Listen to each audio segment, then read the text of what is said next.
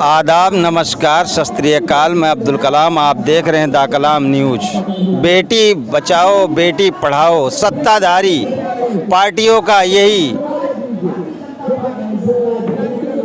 भाषण था और अभी तक बेटियां जो है जंतर मंतर पे 26 दिनों से बैठी हुई हैं महिला पहलवान एवं उत्पीड़न के केस में। और हमारे सोशल एक्टिविस्ट आई हुई हैं, अल्पसंख्यक समुदाय पर हो रहे अत्याचार की घोर निंदा करती हैं। अपराधियों को सख्त सजा दीजिए, पीड़ितों को न्याय सुलभ कराने की मांग करता है आपकी वो संस्था।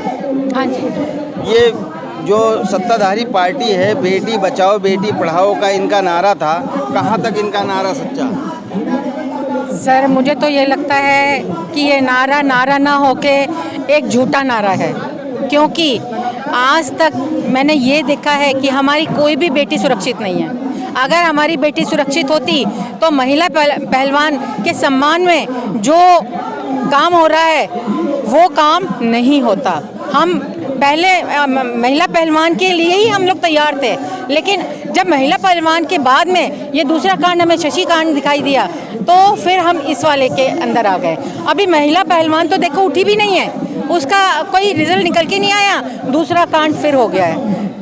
महिला पहलवान लगातार 26 दिनों से कभी हनुमान मंदिर जा रही, कभी गुरुद्वारे जा रही हैं। कल महात्मा गांधी के उस पे समाधि पे गई थी, अपनी गुहार लगा रही। सरकार इतना निकम्मी हो चुकी है, क्या उनकी आवाज़ सरकार नहीं सुन रही है जो उनको महापुरुषों के दरवाजे खटखटाना पड़ रहा है? सरकार इसलिए नहीं सुन रही है क्योंकि वो चाहती नहीं है कि जितने भी बहुजन क्रांतिकारी हैं, बहुजन महिलाएं हैं, बहुजन एजुकेटेड वुमेन्स हैं, वो बाहर निकल के आएँ। और वो नहीं चाहते हैं कि अगर बहुजन कोई भी पब्लिक पढ़ लिख के ऊंची बन जाएगी तो गुलामी कौन करेगा?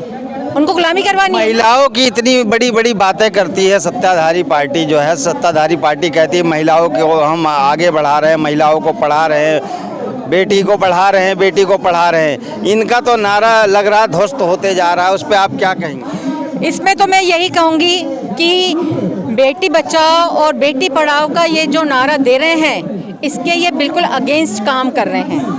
क्योंकि यहाँ पे आप देखिए कि हमारा जो निर्भया कांड हुआ था, निर्भया कांड के बाद में फिर हमारा वाल्मीकि कांड हो गया, फिर अंकिता भंडारी कांड हो गया, फिर दिल्ली कैंट वाला कांड हो गया, अब नेक्स्ट हमारा जो कांड हुआ कौंडली कांड हो गया।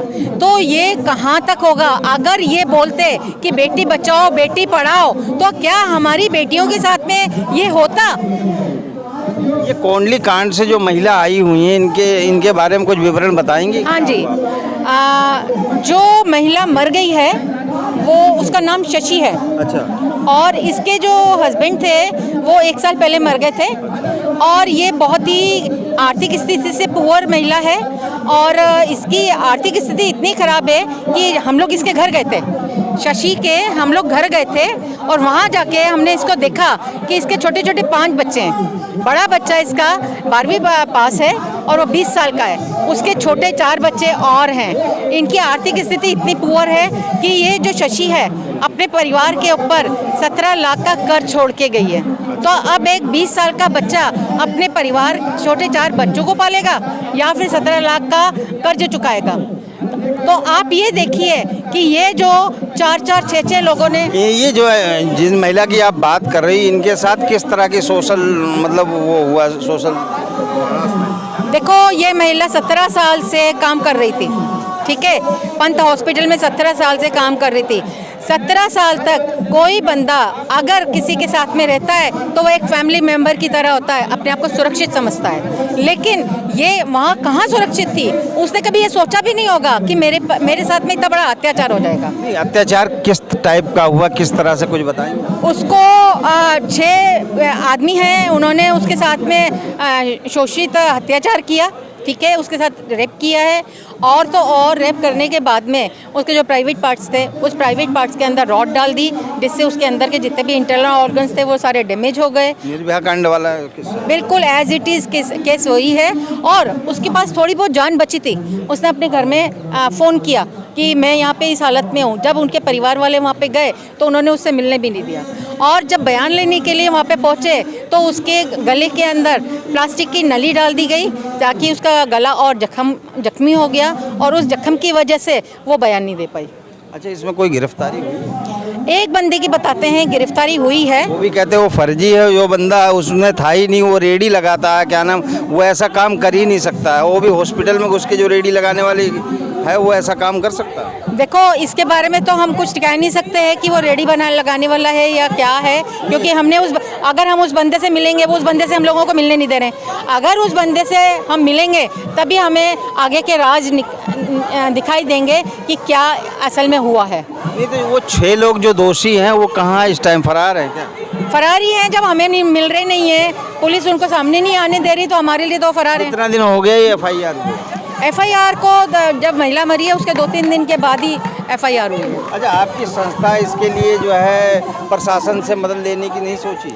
मैं प्रशासन से मदद लेने के लिए सोची है। यहाँ जंतर मंतर पे हम जो काम कर रहे हैं वो इसीलिए कर रहे हैं। आज आप ज्ञापन किसको देंगे? ज्ञापन तो आज हम वी द पीपल, हमारे तो सारे देखो अपने हैं, चाहे वो वी द पीपल है, चाहे अम्बेडकर ट्रस्ट है, चाहे कोई भी, सारे हम अपने ही हैं, तो हम तो सबके साथ में हैं।